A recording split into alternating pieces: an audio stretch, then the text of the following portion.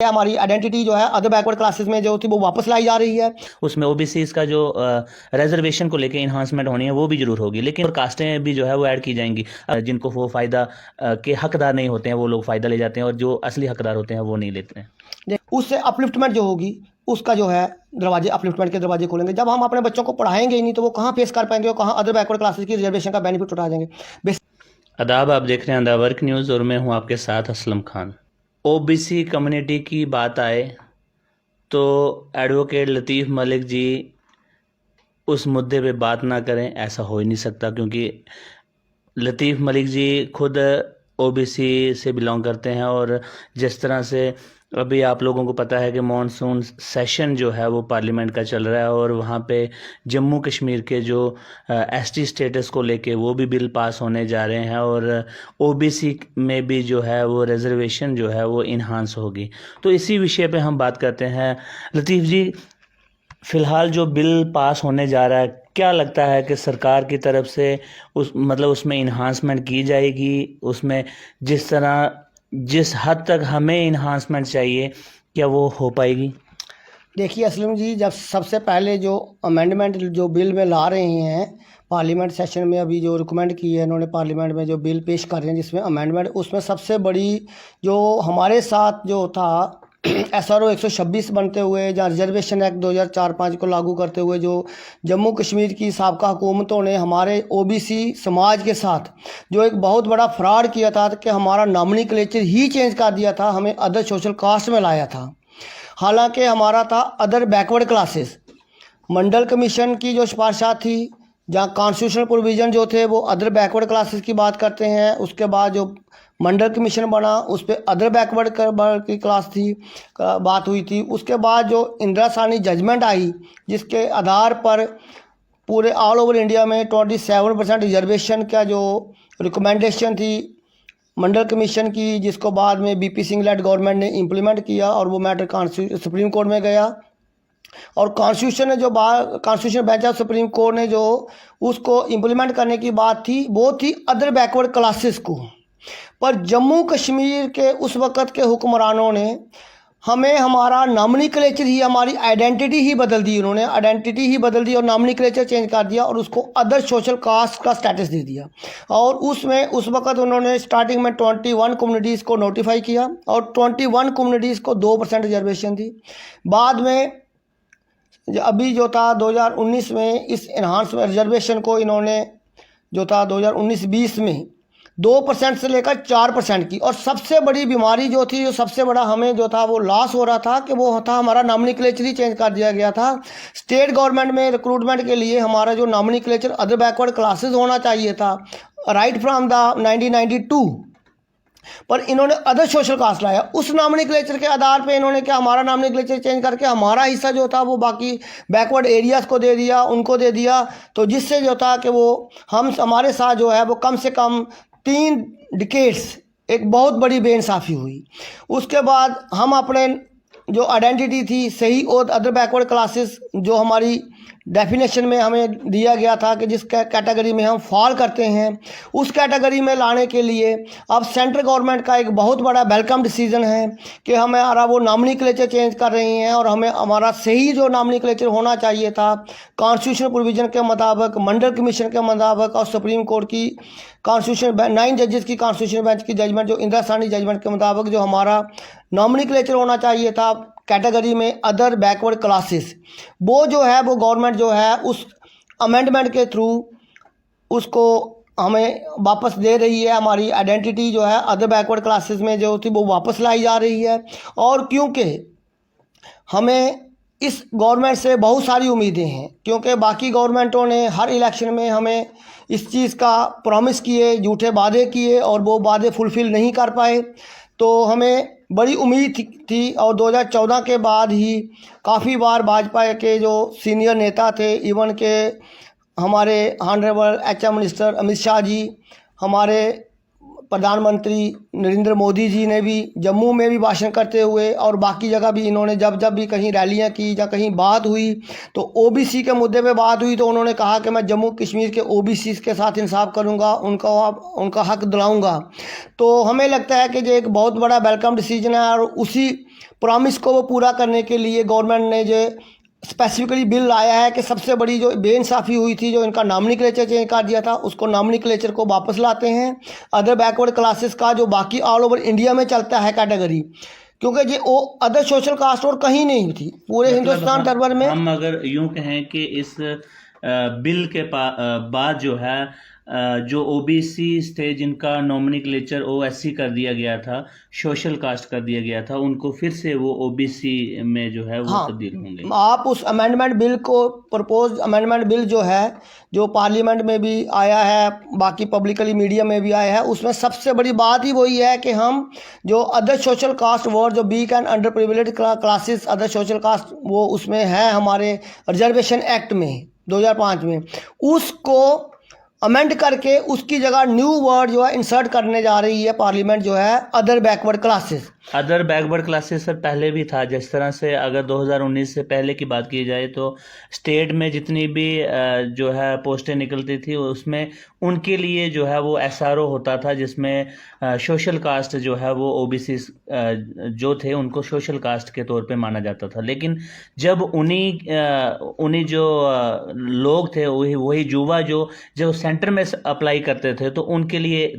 अलग से एक सर्टिफिकेट होता था, मतलब स्टेट का अलग से होता था और सेंटर का अलग से। लेकिन ओबीसी तो पहले भी था। देखिए, इसमें ओबीसी पहले से था ऑल ओवर इंडिया में, वही मैं बात करने जा रहा हूँ। पर रियासत जम्मू कश्मीर के ओबीसी के लिए हमारी रियासत गवर्नमेंट में, जो स्टेट गवर्नमेंट के लेवल पे जितनी भी रिक्रूटमेंट होती थी, जितनी भी रिजर्वेशन पॉलिसी जो गवर्नमेंट ने बनाई थी, उसमें हमारा अदर सोशल कास्ट का नॉमिनक्लेचर हमें दे दिया अदर बैकवर्ड क्लासेस का हटा के। उसी परेशानी की वजह से हमारे जम्मू कश्मीर के लोगों को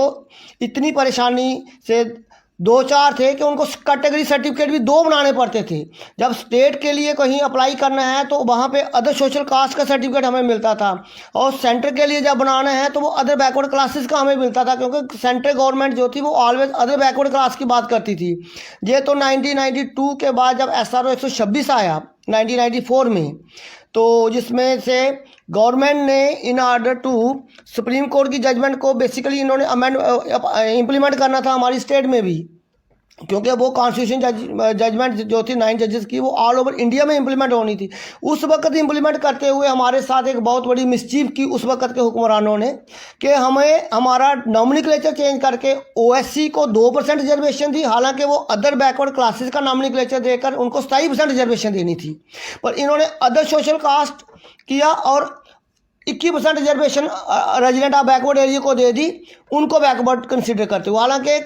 कहीं भी हिंदुस्तान में किसी भी एरिया, उस रियासत में किसी भी यूनियन टेरिटरी में किसी को भी रिजर्वेशन जो है वो एरिया वाइज नहीं है। जैसे सिर्फ जम्मू कश्मीर के ओबीसी के साथ ही एक बहुत बड़ा उस वक़्त के हुक्मरानों ने हमारे साथ बेइंसाफ़ी की और अदर सोशल कास्ट के जुमरे में लाया, जिसका नतीजा हमें आज तक भुगतना पड़ा कि पहले 2% रिजर्वेशन थी, फिर बाद में 4% की, वो भी 4% भी मौजूदा सेंट्रल गवर्नमेंट के दौरान में हुई है। पुरानी जो पॉलिटिकल पार्टीज ने यहाँ पे 4% भी नहीं की। इवन कि हमारा इनकम स्लैब भी जो ओबीसी का जो एड पार विद सेंट्रल आया था 8 लाख रुपए में, वो भी गवर्नर रूल में हुआ था। तो इसलिए सबसे बड़ा जो आज का जो कदम है, जो पार्लियामेंट में हमारा नॉमिनक्लेचर वापस आ रहा है अदर बैकवर्ड क्लासेस से, इससे सेंट्रल गवर्नमेंट की हमें जो है मंशा साफ जाहिर दिखती है कि वो जम्मू कश्मीर में एज इट इज़, जैसे बाकी रेस्ट ऑफ द कंट्रीज़ में अदर बैकवर्ड क्लासेस को रिजर्वेशन दी गई है, उसी कैटेगरी उसी बेसिस पे इक्वल टू दैट, उसी पे हमारी भी यहाँ पे नॉमिनक्लेचर चेंज करते ही हमारी रिजर्वेशन जो है 27% रिजर्वेशन जो हमारा हक है, एक बुनियादी जो मंडल कमीशन ने रिकमेंड किया था after having detailed surveys and inquiries, और उसके बाद वो मंडल कमीशन की रिकमेंडेशन पार्लियामेंट में डिस्कस हुई। बीपी सिंह लेड गवर्नमेंट ने उस रिकमेंडेशन को मानते हुए इम्प्लीमेंट करने के आदेश दिए, रूल्स आए, ऑफिस मेमोरेंडम निकले उसके बाद वो मैटर सुप्रीम कोर्ट में गया और सुप्रीम कोर्ट के कॉन्स्टिट्यूशनल बेंच ने उस रिकमेंडेशन को और गवर्नमेंट के ऑर्डर्स को 27% रिजर्वेशन को इम्प्लीमेंट करने के ऑर्डर्स जो थे वो अपहेल्ड रखे और हर स्टेट गवर्नमेंट को डायरेक्शन दी कि इम्प्लीमेंट करो। बट जम्मू कश्मीर के ओबीसी बेचारे एक बदकिस्मत हैं जो उस वक़्त की हुकूमतों का शिकार होते गए और आज तक वो सफ़र कर रहे हैं। तो मुझे उम्मीद है कि हमारा नॉमिनक्लेचर जो था वो सेंट्रल गवर्नमेंट की इस अमेंडमेंट को लागू होने के बाद ये बिल, मुझे उम्मीद है कि इसी मॉनसून सेशन में पास हो जाएगा और अकॉर्डिंगली हमारा नॉमिनक्लेचर अदर बैकवर्ड क्लासेस बन जाएगा और फिर हमें एक ही सर्टिफिकेट लेना पड़ेगा सेंट्रल के लिए और स्टेट के लिए भी। और साथ में मुझे पूरी उम्मीद है कि गवर्नमेंट की जो इंटेंशन बड़ी साफ़ है कि जब वो नॉमिनक्लेचर चेंज करके हमारा खोया हुआ नाम हमें वापस दे रहे हैं तो हमारी जो खोई हुई रिजर्वेशन है वो भी 27% सेंट्रल गवर्नमेंट मुझे लगता है कि साथ में लागू करेगी। तो इसलिए हमें पूरी उम्मीद है मौजूदा गवर्नमेंट से कि हमारे साथ जो 30 सालों से पहले से बेइंसाफ़ी हो रही है, शायद हमारे साथ मौजूदा गवर्नमेंट जो नरेंद्र मोदी जी के उसमें नेतृत्व में जो उन्होंने ओबीसी ऑफ जम्मू और कश्मीर वालों के साथ वादे किए थे और हमारे honourable home minister Amit Shah ji जो है अपनी प्रॉमिसेस को पूरा करेंगे और 27% रिजर्वेशन जो है जम्मू कश्मीर में बड़ी जल्दी लागू करेंगे। लतीफ़ जी, अगर जिस तरह से हम सभी लोग जानते हैं कि पार्लियामेंट सेशन चल रहा है और उसमें ओबीसीज़ का जो रिजर्वेशन को लेके इन्हांसमेंट होनी है वो भी ज़रूर होगी, लेकिन कुछ मार्केट में अफवाह भी चल रही है कि इसमें और कास्टें भी जो है वो ऐड की जाएंगी। अगर और कास्टें ऐड की जाती हैं तो क्या जो पहले से ओबीसीज़ हैं जहाँ जो लोग मांग कर रहे हैं कि रिजर्वेशन में इन्हांसमेंट होनी चाहिए, परसेंटेज जो पहले मिलता था उससे बढ़ना चाहिए, तो क्या वो मिल पाएगा? देखिए, ये जो कास्ट ऐड करने का था वो मंडल कमीशन में भी लिखा गया है कि स्टेट गवर्नमेंट के कमीशन जो होते हैं वो टाइम टू टाइम जो होता है वो सर्वे करेंगे, इंक्वायरीज करेंगे और अगर उनको लगता है कि कोई ऐसी जाति है जो रियली में एजुकेशनली एंड सोशली बैकवर्ड है और वो उसको अपलिफ्टमेंट के लिए बैकवर्ड क्लासेस के जुमले में लाना चाहिए तो वो ऑलवेज स्टेट गवर्नमेंट के पास वो कमीशन, उन्होंने कहा था कि कमीशन कॉन्स्टिट्यूट करना, कमीशन जो है वो आफ्टर डिटेल डिस्कशन जो डेलिब्रेशन एंड इंक्वायरी के बाद जो है वो रिकमेंड कर सकता है। ऐसी एक रिकमेंडेशन हमारे स्टेट कमीशन ने भी की थी, वो उसमें 50 कास्ट जो होते हैं वो इंक्लूड करने की रिकमेंडेशन है, वो सिफारिश है। उसके बाद सेंट्रल गवर्नमेंट उस पर देखेगी कि वाकई, क्योंकि उसमें शायद ही कुछ ऐसी भी हैं कि जो कास्ट में नहीं आते हैं, उस पर गवर्नमेंट देखेगी कि अब उनमें से गवर्नमेंट कितनों को ऐड करती है या कितनों को नहीं सब्ट्रैक्ट करती है। अगर कोई कम्युनिटी रियली बैकवर्ड है और वो डिज़र्व करती है ओबीसी का स्टेटस के लिए तो उसको ऐड करना चाहिए, और अगर कोई क्लास जो है वो नहीं डिज़र्व करती तो उसको गवर्नमेंट पहले देखेगी। ये तो एक सिफारिशात हैं हमारे जो ओबीसी, हमारा अदर बैकवर्ड क्लासेस का जो कमीशन है स्टेट गवर्नमेंट का लोकल, उन्होंने रिकमेंड किया है 15 कास्ट के लिए, पर वो ऑर्डर को उस वक्त इन्होंने अपहेल्ड कर दिया था। और सेंट्रल गवर्नमेंट ने, अब सबसे बड़ी बात यह है कि सेंट्रल गवर्नमेंट ने सबसे पहले ये समझ गई है कि जो ओबीसी के साथ बेइंसाफ़ी थी वो नॉमिनक्लेचर से हो रही थी जम्मू कश्मीर में, उस नॉमिनक्लेचर को चेंज करके इम्प्लीमेंट करेगी 27% रिजर्वेशन। उसके बाद सेंट्रल गवर्नमेंट जो है वो कमीशन की रिकमेंडेशन को किस हद तक एक्सेप्ट करती है, किस हद तक नहीं करती है, वो कहना अभी बड़ा एडवांस स्टेज पे होगा, क्योंकि उसके बाद गवर्नमेंट भी अपना वो देखेगी। कमीशन की रिकमेंडेशंस तो हैं, उसके बाद बाकी ही वो क्लासेस जो है कास्ट जिनकी रिकमेंडेशन की है स्टेट कमीशन ने वो बाकी ही बैकवर्ड हैं और डिज़र्व करती हैं उसमें अगर एनलिस्ट के लिए, तो it can be enlisted in that, उसमें कोई वो नहीं है, वो कोई एक वो परमानेंट नहीं है, क्योंकि वो मंडल कमीशन की रिकमेंडेशंस और जो सुप्रीम कोर्ट की जजमेंट्स हैं वो क्लियर करती हैं कि हर स्टेट गवर्नमेंट एक कमीशन रखेगी और कमीशन जो है किसी भी टाइम उसको लगता है कि ग्राउंड रियलिटी में कोई ऐसी कास्ट है जो रियली में बैकवर्ड है और उसकी अपलिफ्टमेंट के लिए गवर्नमेंट को कोई स्टेप उठाना चाहिए तो उसको अदर बैकवर्ड क्लासेस के जुमरे में ऐड किया जा सकता है। लतीफ़ जी, बहुत सारे युवा नेता जो हैं उनका ये कहना है कि इस तरह का मतलब कास्ट वाइज जो है वो रिजर्वेशन बंद होनी चाहिए। बहुत सारे ऐसे युवा नेता जो है वो फील्ड में ऐसे उतर के बोलते हैं। उनका ये कहना है कि सिर्फ अमीरी और गरीबी का सिर्फ इस तरीके का होना चाहिए कि जो गरीब है वो आगे उबर सके, ना कि सिर्फ वो लोग के जो उस कैटेगरी में आते हैं। अब इसमें जो है वो एनुअल इनकम भी फिक्स की जाती है, लेकिन बावजूद उसके बहुत सारे ऐसे लोग जो होते हैं जिनको वो फ़ायदा के हकदार नहीं होते हैं, वो लोग फ़ायदा ले जाते हैं और जो असली हकदार होते हैं वो नहीं लेते हैं। देखो, इसमें मैं सबसे ये कहूँगा सब आवाम को कि सबसे पहले कंसंट्रेट करिए अपने बच्चों की एजुकेशन पे, क्योंकि एजुकेशन से आपकी अपलिफ्टमेंट होगी। एजुकेशन अगर आप अपने बच्चों को अच्छी देते हैं तो वो कंपटीशन फेस करेंगे। विद इन कास्ट्स भी कंपटीशन होता है। अब शेड्यूल कास्ट की कम्युनिटी के अंदर भी कंपटीशन है, शेड्यूल ट्राइब की कास्ट के अंदर भी कंपटीशन होता है, और ऐसे ही अदर बैकवर्ड क्लासेस के अंदर भी होता है। और सबसे पहले देखो, अदर बैकवर्ड क्लासेस में तो ये क्रीमी लेयर को एक्सक्लूड किया गया है, और स्पेसिफिकली उसमें इनकम स्लैब है कि जिस फैमिली की 8 लाख से ज़्यादा इनकम है तो उसका सर्टिफिकेट नहीं बनेगा। तो ऐसी जो था वो कॉन्स्टिट्यूशनल जो प्रोविज़न है उसमें एससी और एसटी के लिए ऐसा कोई नहीं है, ऐसा कोई प्रावधान नहीं है। वो बाई वर्थ उस रिजर्वेशन के हकदार होते हैं। बट अदर बैकवर्ड क्लासेस में थोड़ी सी एक डिफरेंट क्राइटेरिया है रिजर्वेशन का,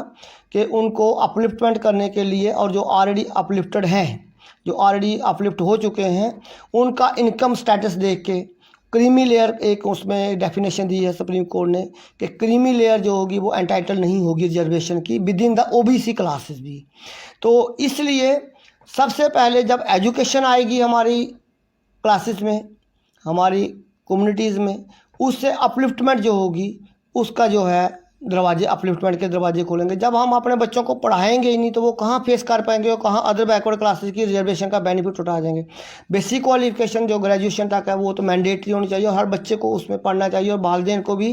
ये करना चाहिए कि हम भूखे रहें पर बच्चे की एजुकेशन सफ़र ना करे। एजुकेशन जो होगी वो ही एक सबसे बड़ी, एक किसी बुजुर्ग ने कहा कि एजुकेशन एक सबसे बड़ा जो है ना वो प्रॉपर्टी होती है हर एक इंसान की। बाकी प्रॉपर्टियों में जो भी होगी, ख़ानदान की प्रॉपर्टी होगी, उसमें बंटवारा होगा, कुछ होगा, पर एजुकेशन एक ऐसी प्रॉपर्टी होगी जिसका ना कभी बंटवारा होता है, और वो एक्सक्लूसिव अपनी प्रॉपर्टी रहती है, और वो ही अपलिफ्टमेंट के लिए जो है वो इंसान को और ख़ानदान को लेके जाती है। बहुत बहुत शुक्रिया लतीफ़ जी अपना कीमती वक्त देने के लिए।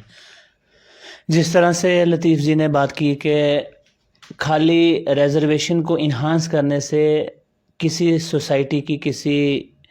कम्युनिटी की अपलिफ्टमेंट नहीं हो सकती है। एजुकेशन जो है वो ज़्यादा ज़रूरी है। किसी भी सोसाइटी को अपलिफ्ट करने के लिए खाली रिजर्वेशन होना ही ज़रूरी नहीं है। कम से कम जिन लोगों को वो रिजर्वेशन दी जा रही है वो उस कैटेगरी में भी आएँ, क्योंकि जिस तरह से हमने देखा है कि बहुत सारे कम्युनिटीज़ के लोग जो होते हैं वो अपने बच्चों को पढ़ाते नहीं हैं, वो इन चीज़ों की ओर ध्यान नहीं देते हैं कि एजुकेशन भी जो है बच्चों के लिए ज़रूरी होती है। तो उस वजह से भी वो लोग जो हैं वो काफ़ी पीछे रहते जा रहे हैं। आप भी अपनी राय जो है वो कमेंट बॉक्स में ज़रूर रखिएगा। मुझे और मेरे सहयोगी को दीजिए इजाज़त। आप देखते रहिए द वर्क न्यूज़।